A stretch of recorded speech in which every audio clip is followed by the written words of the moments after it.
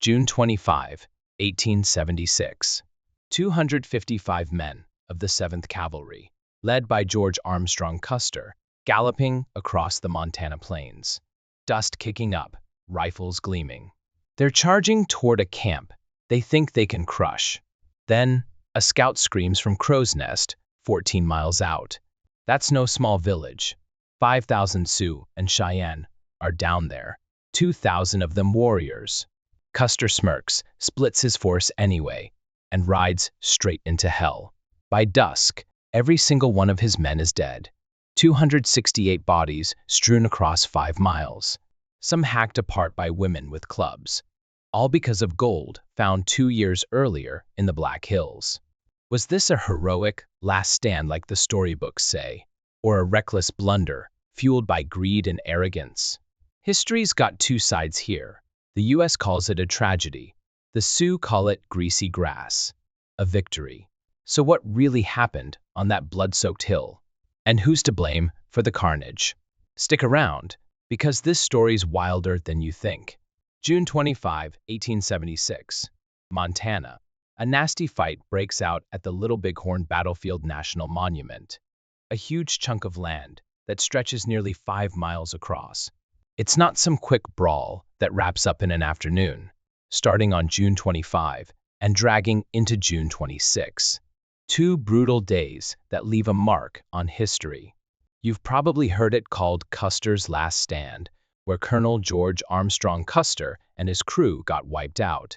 But talk to the Sioux, and they'll tell you it's the Battle of the Greasy Grass, named after the slick plains where they kicked butt.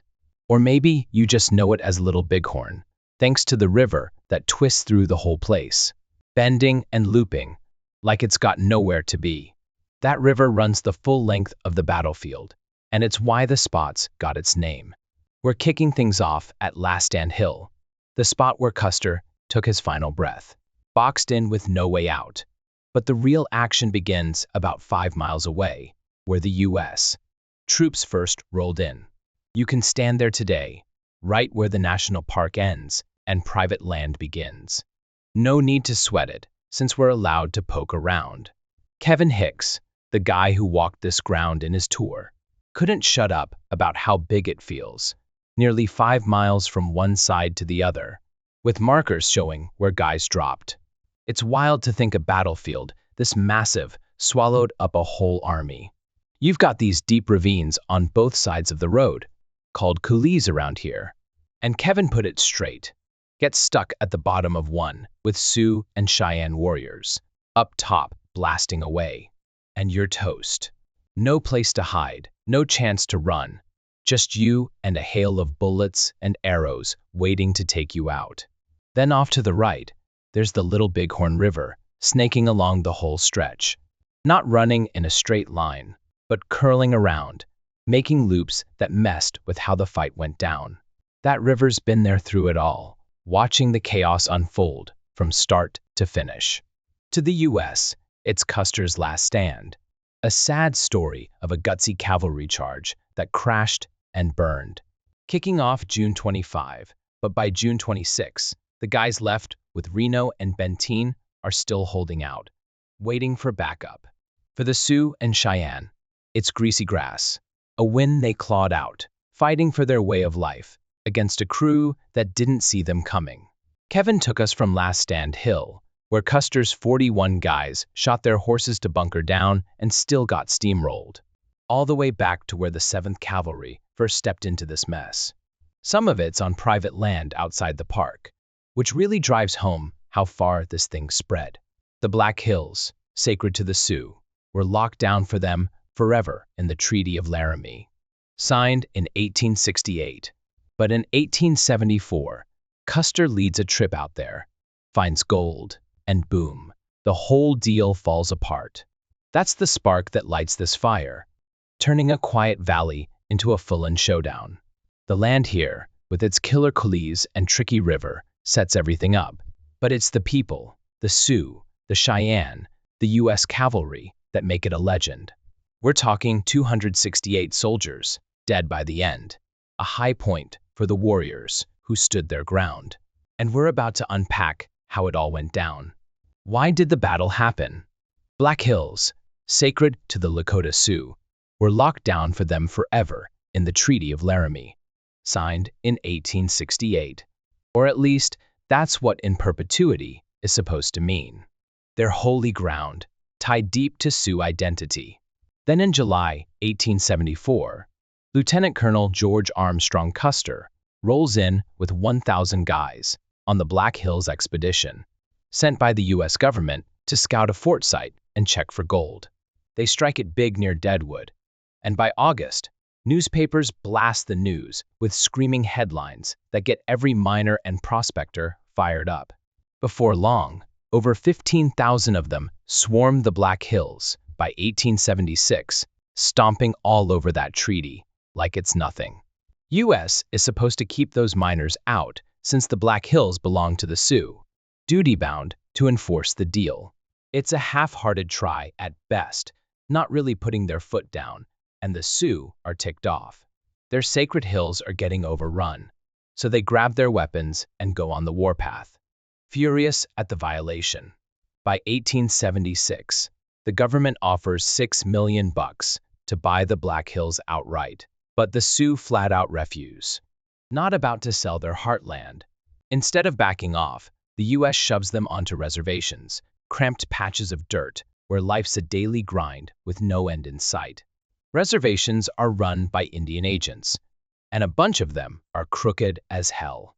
They're supposed to hand out rations, food, coffee, tea, stuff to keep people alive, but what shows up is late, substandard, or downright skimpy, leaving folks starving. Some Sioux and Cheyenne are dying on those plots, while the agents pocket the difference. And here's the twist: they trade with the hostiles, warriors who ditch the reservations. They swap furs and skins for coffee, sugar, and most importantly, firearms and ammo. Repeating rifles, 6 guns, the works. They're even dealing with white traders on the side, arming up the very people the government wants to control, pushing more Sioux and Cheyenne to bail out. Out in the hunting grounds, Sioux and Cheyenne are doing just fine off the reservations with buffalo and antelope everywhere. They turn spoons into arrowheads, flattening them out, sharpening them up, and sticking them on arrows smart, tough, resourceful. Sitting Bull, real name something like Buffalo Sitting Down, is telling his people, "Keep away from the white man. I've got nothing to do with him." He's pushing them to head for the hunting areas where the U.S. can't touch them, and it's working. Crazy Horse is right there too, defying every attempt to pen him in, thriving while the reservation system falls apart. By 1876, the U.S. calls these off-the-reservation groups hostiles and gears up to force them back. It's all tied to that gold in the Black Hills once it's found. The government's done playing nice, protecting miners over promises. They send in the military, guys like General Crook, Colonel Gibbon, and General Terry, to round up Sitting Bull, Crazy Horse, and anyone else who won't stay put. That's the spark that lights up Little Bighorn, with the Sioux and Cheyenne fighting for survival, for a life that's not starvation and broken deals. The U.S. is fighting to keep the gold flowing, and this collision course is about to get ugly. The strength of the Native Alliance. By June 1876, 5,000 to 7,000 Sioux, Cheyenne, and Arapaho come together, a massive crew that's ready to stand their ground. Bands like Hunkpapa, Oglala, Minneconjou, Brule, Blackfoot, Two Kettles, Sansark, Santee, Yanktonai, and Northern Cheyenne all flock to Sitting Bull and Crazy Horse, names that carry weight across the plains. It's not just a handful of stragglers, either these are whole groups, big and small, piling in from every corner. Hunkpapa Sioux show up strong. Oglala Sioux bring Crazy Horse and Red Cloud's people. Then you've got the Northern Cheyenne and Arapaho adding their muscle. This isn't some loose mob, it's a full-in alliance, organized and fired up, with numbers the U.S. doesn't see coming. Out of that crowd, up to 2,000 are warriors, guys who know how to fight and aren't backing down. They're loaded with gear, repeating rifles like Winchesters, that can spit bullets fast, six-shooters for close-up work, muzzleloaders for those who stick to the old ways, and bows with arrowheads made from flattened spoons, sharpened to a razor's edge. Those spoons get handed out on reservations, but out here, they're turned into weapons, smart and deadly. Then there's clubs, coup sticks for counting hits, and lances that can punch through anything in their path. They've got a massive pony herd too, 20,000 strong, grazing the plains as they move. That's their engine, keeping them fast and free, eating up the grass while the U.S. cavalry's stuck dragging mules. They're mobile in a way that's hard to wrap your head around, packing up camp overnight and bouncing to the next spot before anyone can pin them down. Teepees go up, teepees come down, and they're gone, leaving nothing but dust. It's not just about moving quick, though they're determined, dead set on not going back to the reservations to starve. Who could blame them? Back there, it's skimpy rations and empty stomachs. But out here, they've got buffalo and antelope, enough to keep everyone fed and strong. They're not just surviving, they're thriving. And that's what makes them a nightmare for the U.S. Sitting Bull's pushing the line. Keep away from the white man. I've got nothing to do with him. And it's working like a charm. Crazy Horse is right there with him, shrugging off every attempt to box him in, leading bands like the Oglala with a fire that doesn't quit. These warriors don't fight like the cavalry, with their neat lines and one guy holding horses while three shoot. They're fearless, hitting hard and fast, surrounding you before you know what's up. Their code's simple: be brave, take the fight to the enemy, and don't let anyone tell you where to live. They've got the numbers, the weapons, and the will. 5,000 to 7,000 people total. 2,000 of them ready to throw down, all backed by that pony herd that keeps them one step ahead.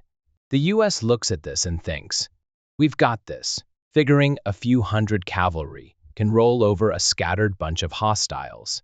Big mistake. This alliance isn't just a random gathering. It's a force built from years of getting pushed around, from broken promises and sacred land torn away. They've traded furs with crooked agents and white traders to get those rifles and six-shooters, turning scraps into power. Bows and arrows still get the job done too, especially with those spoon-made tips that can slice through you like butter. By June 1876, they're camped out, ready to protect their hunting grounds, their families, their whole way of life. The U.S. underestimates them, betting on cavalry tactics to squash what they don't understand. That's the setup for Little Bighorn, a clash where this united front is about to show what they're really made of. The U.S. plan, a fatal mistake. December 3, 1875. The U.S. drops an ultimatum. All hostiles off the reservations have until January 31, 1876, to get back or face the military. Most Sioux and Cheyenne blow it off, not about to trade hunting grounds for starvation. By spring 1876, the government's fed up and rolls out a big plan to squash them. 3 columns of troops kick into gear. General George Crook marches up from the south with 1,300 guys. Colonel John Gibbon heads in from the west with 450. And General Alfred Terry pushes from the east with 1,000, including Custer's 7th Cavalry. The idea is straightforward: converge on the Little Bighorn Valley, smash the native camp, and force them to give up. They figure it's a done deal with that kind of muscle. Here's how they think it'll go down. Step 1. Drive off the pony herd, that massive 20,000-strong pack that keeps the Sioux and Cheyenne moving fast. Without those ponies, they're stuck. Mobility gone. Step 2. Hit the camp hard. Grab the civilians, women, kids, old folks, and hold them tight. That's the leverage to make the warriors throw up their hands. No fight left once their families are in the crosshairs. It's a classic cavalry playbook, worked before against smaller groups. They've got 2,750 men total across the 3 columns, plus supply lines and firepower. So on paper, it looks like a slam dunk. The Little Bighorn Valley's the target, where they're betting this huge native alliance is camped out, ready to be rolled over. Things start falling apart quick, though. June 17, 1876. Crook's 1,300 guys get jumped at the Battle of the Rosebud, a river south of Little Bighorn. Crazy Horse leads 1,500 warriors into the fray, catching Crook off guard. It's a nasty fight, 262 U.S. casualties, 28 dead, and Crook's crew takes a beating. They've got no choice but to pull back, lick their wounds, and ditch the plan to link up. That leaves Gibbon and Terry to carry the load, down a third of their force before the real showdown even starts. The Sioux and Cheyenne aren't just sitting around, they're hitting hard, showing they can take on a big chunk of cavalry and walk away smiling. It's a warning the U.S. doesn't catch. June 22, 1876. Terry's still in the game and tells Custer's 7th Cavalry, 600 strong, to scout ahead and report back. Simple orders: find the camp, size it up, don't do anything stupid. But Custer's not wired that way. He splits his 600 into 3 pieces, right off the bat. Major Marcus Reno gets 148 men. Captain Frederick Benteen takes 138, and Custer keeps 255 for himself. Then there's 35 Indian scouts, 2 officers, 2 interpreters, 5 guides, and 35 enlisted guys tagging along to sniff out the trail. Oh, and don't forget the mule train, 175 pack animals hauling supplies, slow as molasses and trailing behind. That's a 4th chunk of his force, tied up guarding baggage, while he's playing chess with lives. Splitting up sounds bold, maybe even smart. If you're facing a small crew, you can flank and crush. But 600 against 5,000 to 7,000, with 2,000 warriors ready to roll. That's not guts, that's gambling with no cards. The orders say scout, not attack. Yet Custer's charging in, betting he can handle whatever's out there. The mule train's dragging, the scouts are stretched thin, and his 3 groups are miles apart when they need to be tight. Crook's already out, Gibbon's too far west, and Terry's not close enough to bail him out. This plan's cracking before it even hits the ground, and the Little Bighorn's about to turn into a slaughter because of it. The U.S. thinks they've got the upper hand, but they're walking into a buzzsaw they didn't see coming. The battle erupts. Chaos kicks off. June 25, 1876. Dawn breaks, and Custer's scouts are perched on Crow's Nest, a hill 14 miles out from the Little Bighorn Valley. They spot the camp down below, 5,000 to 7,000 strong, way bigger than anyone figured. Teepees stretch out forever, ponies everywhere, smoke curling up from fires. It's a full-blown city on the move. Orders say wait, link up with Gibbon and Terry, but Custer's not having it. He's got 600 guys, and he's itching to hit them now, figuring he can smash this camp before they know what's coming. It's a call that's about to blow up in his face, because he's got no clue just how many warriors are waiting down there, ready to throw down. By 3 p.m., Major Marcus Reno takes 148 men and crosses the Little Bighorn River, splashing through the water to charge the camp's southern end. The plan's to scatter the pony herd, rip away their mobility, and mess up their day. He rides in hard, eyes on the teepees ahead, but he's only seeing the tip of it. That camp stretches 3 miles long, a monster he can't wrap his head around from where he's at. He's thinking it's a quick job, kick the ponies loose, round up some civilians, force a surrender. But the ground's tricky, with the river looping around and those deep coulees cutting through, ready to trip him up if things go south. Warriors swarm out fast, hundreds of them, led by chiefs like Gall, who aren't messing around. They're on ponies, tearing across the plain, armed with repeating rifles that spit bullets like crazy and bows with arrows sharp enough to slice through you. Before Reno knows it, he's got a storm coming his way. He yells to form skirmish lines, guys dropping off horses to shoot back, trying to hold the line. But it's chaos, ponies thundering, rifles cracking, arrows whistling past. Then a scout takes a headshot right next to him, blood and brains splattering everywhere, and Reno loses it. He's covered in gore, shaking, and calls for a retreat, shouting, "Run for your lives!" They bolt back across the river, scrambling up a gully, but 40 of his 148 don't make it. Markers dot the path today where they fell, a grim trail of guys who got caught in the open. Meanwhile, Custer's moving north along the river, splitting his crew again, because that's how he rolls.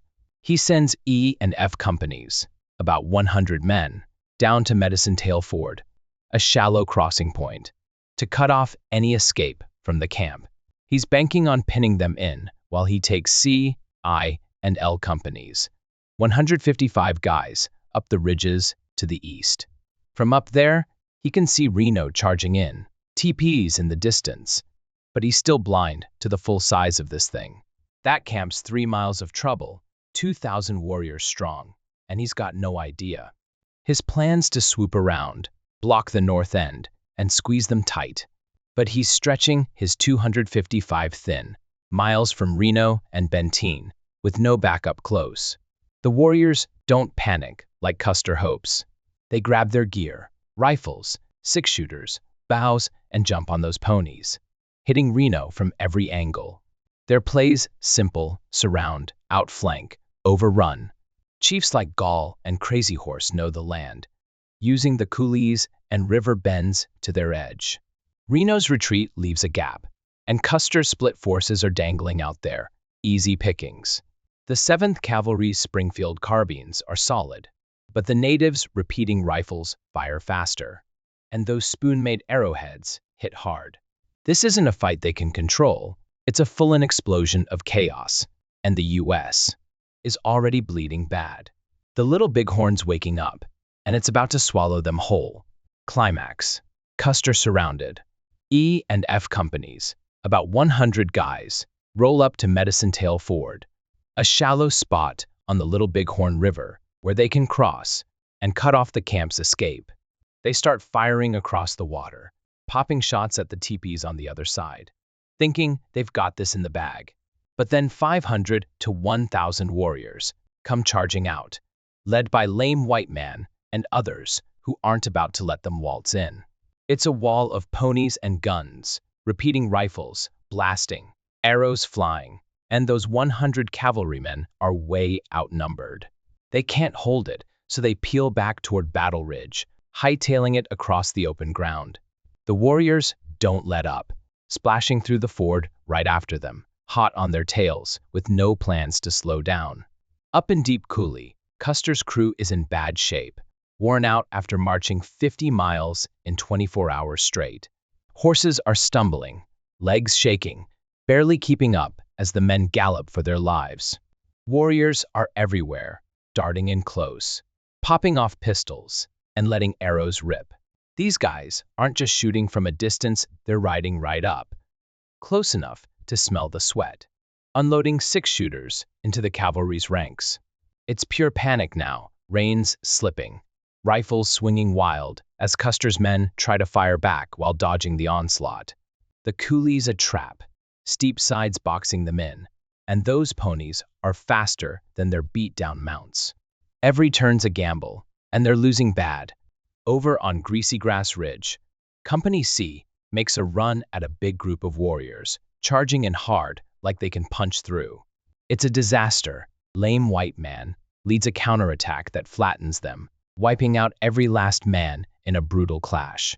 He goes down too, not far from there, and there's a marker for him today, a nod to the fight he brought. Meanwhile, Crazy Horse and White Bull are working the flanks, picking off scattered bunches of cavalry like it's nothing. They know this land, the ridges, the dips, the coulees, and they use it to box in the stragglers. Rifles crack, arrows whistle, and groups of Custer's men try to stand their ground, but get mowed down fast. It's a slaughter, pure and simple, with no room to breathe. June 25, 4:30 p.m. It all comes to a head on Last Stand Hill. Custer's down to 41 guys, surrounded, nowhere to run.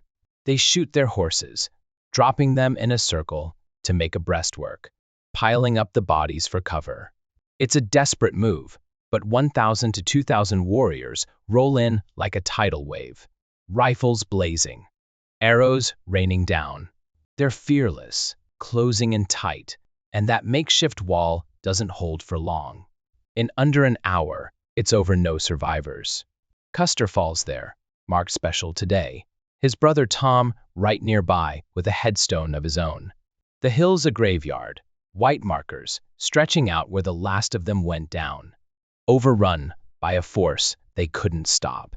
E Company tries to break out, bolting from the hill toward Deep Ravine, a gully that looks like a lifeline. They're on foot now, terrified, running full out with warriors chasing hard. Ponies thunder behind them, rifles and bows picking them off one by one. They stumble into the ravine, hoping to dig in, but it's a death trap. Warriors line the rims, shooting down from both sides. It's a massacre. 28 bodies lost in that ditch, buried where they fell, still unaccounted for unless archaeologists dig them up someday. The Sioux and Cheyenne don't let up, cutting them to pieces, leaving markers scattered down the slope. This is Custer's endgame, a bloody collapse that turns the Little Bighorn into a killing field. Bloody end and aftermath. June 26, 1876. The fight's still dragging on, but Custer's already gone. Captain Frederick Benteen and Major Marcus Reno link up at Sharpshooter's Ridge with about 350 survivors, the leftovers of the 7th Cavalry, who didn't get caught in the slaughter. They're dug in, holding off wave after wave of Sioux and Cheyenne warriors pouring fire down from the high ground. It's tense, rifles cracking, arrows zipping, every guy gripping his Springfield carbine like it's all he's got left. They hang on through the day, sweating it out, until Colonel John Gibbon rolls in with his 450 men on June 27. By then, the natives pull back, leaving the ridge quiet. Out of Custer's 600, 268 are dead. His brother Tom, 16 officers, all gone, sprawled across the valley from Last Stand Hill to the coulees. Sioux and Cheyenne don't walk away clean either, losing 60 to 100 warriors. Though numbers bounce around, since most families haul their dead off the field. Only about 31 get identified later, marked with red stones, like Mato Heaton's bear with horns, a Minneconjou Lakota, who fell June 25, fighting for his way of life. Those markers dot the battlefield today, a quiet nod to the cost on their side. It's not a bloodless win, but they hit harder, losing way less than the cavalry's 268. The rest of their people, women, kids, old folks, stick close, ready to move camp fast once the dust settles, keeping that 5,000 to 7,000 strong alliance intact. After the shooting stops, Sioux women move in on the cavalry dead, armed with clubs and sharp knives. They smash skulls, rip bodies open, cut heads off, a brutal scene that's not just rage. It's a spiritual thing, a belief that mutilating the corpse keeps the spirit from chasing them into the afterlife. That's why so few U.S. bodies get names. Lieutenant Sturgis is one of the rare ones tagged, but most are too torn up to tell who's who. By the time folks come through days later, decomposition's kicked in, and they're stuck burying 268 in shallow graves right where they dropped. Fast forward to 1879. Those bodies get dug up and reburied on Last Stand Hill, names carved on a memorial up top. Nearby, there's a horse grave too, a sad pile where they toss the shot-up mounts from Custer's last stand. The win doesn't last long for the Sioux and Cheyenne. By 1877, the buffalo herds start shrinking fast, hunted out or dying off, and starvation creeps in hard. Hunting grounds that kept them strong turn empty, and the pressure's back on. Sitting Bull sees the writing on the wall and bolts to Canada with a chunk of his people, dodging the U.S. Army for a while. He hangs out there until 1881, then comes back, worn down and out of options. Crazy Horse takes a different road. He surrenders in 1877, fed up with the grind, but he's a tough prisoner. September 5, 1877, he's bayoneted in the back during a scuffle. Dead at 36, a bitter end for a guy who owned the Little Bighorn fight. The victory fades quick, swallowed by hunger and a government that doesn't let up. This battlefield's a snapshot of glory and collapse. White markers stretch out for 268 soldiers, red ones for a handful of warriors like Motto Heaton, showing both sides paid a price. The horse grave sits there, a quiet reminder of how even the animals got dragged into this mess. By the late 1870s, the Sioux and Cheyenne are getting pushed back to reservations. The buffalo gone, their high point slipping away. It's a win that stings. 268 dead cavalry prove they could fight, but the years after prove they couldn't hold it. The Little Bighorn's a bloody end that kicks off a slow grind down for the winners. Reflection: what went wrong? Custer's call to split his 600 men into 3 chunks raises big questions that still bounce around today. Should he have kept them together, one tight fist of 600, instead of scattering them across the Little Bighorn Valley? He had Major Reno with 148, Captain Benteen with 138, and himself with 255, plus 35 scouts, and a slow mule train dragging 175 packs. 4 pieces spread thin when he could have stayed whole. Terry's orders on June 22, 1876, were clear: scout the camp, report back, don't jump in alone. Custer ignored that, charging ahead on June 25, like he could take on 5,000 to 7,000 with half his force miles apart. Was that guts, or just plain dumb? History split on it. Some say he was bold. Others say he threw it all away. Then there's the weight he didn't make. Gibbon's 450 guys were trudging in from the west, set to link up with Terry's crew and hit the camp together. If Custer had held off, parked his 600 somewhere safe, he could have had nearly 1,000 total when Gibbon rolled in on June 27. That's a different fight. Double the rifles, tighter lines, maybe enough to push back 2,000 warriors instead of getting picked apart. But he didn't wait, betting he could wrap it up solo. Crook's retreat at the Rosebud on June 17 adds another twist: 1,300 men knocked out of the game, 262 casualties, 28 dead, leaving Terry and Gibbon short a third of their plan. Did that hold doom them from the jump, or was Custer's rush the real killer? Folks argue both sides. No clean answer. This battlefield's vast, a 5-mile stretch of dirt and grass that tells a brutal story. White markers dot it for 268 soldiers, from Last Stand Hill to Deep Ravine, showing where they fell, some shot, some clubbed, most torn up beyond recognition. Red markers pop up too, fewer but sharp, honoring warriors like Motto Heaton, who went down swinging. It's a testament to how fast things can go wrong when plans crumble and numbers don't lie. The Sioux and Cheyenne turned spoons into arrowheads, flattening them out, sharpening them into razor-sharp tips, proof they could outsmart and outfight with whatever they had. That ingenuity, plus raw bravery, flipped the script on a cavalry used to winning easy. Looking at it now, the Little Bighorn Battlefield National Monument maps it all out. Every ridge, every coulee, every spot where blood soaked in. White stones stretch from Sharpshooter's Ridge, where Reno and Benteen held on with 350 survivors, to the hill where Custer's 41 made their horse wall and lost. Red stones mark warriors who fell defending their way of life, a quiet nod to both sides of the fight. It's preserved tight bodies, dug up from shallow graves in 1876, reburied by 1879 up top. Even a horse grave piled nearby.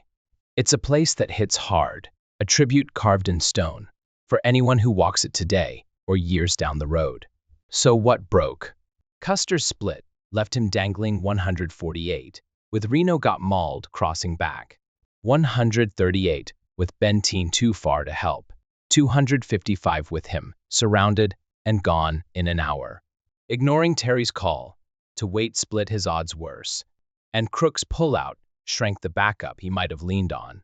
The Sioux and Cheyenne didn't just sit there, they moved fast, hit hard, used the land like a weapon. History debates if Custer's ego sank him, or if the whole U.S. plan was shaky from the start. 3 columns, too spread out, too slow to sink. Maybe it's both, a guy who wouldn't wait and an army that couldn't keep up. This vast field, with its markers and scars, lays it bare a fight where one side's smarts and guts outran the other's playbook. Conclusion: Little Bighorn's legacy. The Indian Memorial honors Lakota, Cheyenne, and Arapaho with granite quotes of grit and a bronze of 3 warriors, plus a woman handing over a shield, a real gut punch. June 25, 1876, marks a peak for the Sioux and Cheyenne, a gut blow for the U.S., a culture clash that still rings loud. So, Custer's ego or America's fumble? Drop your take below.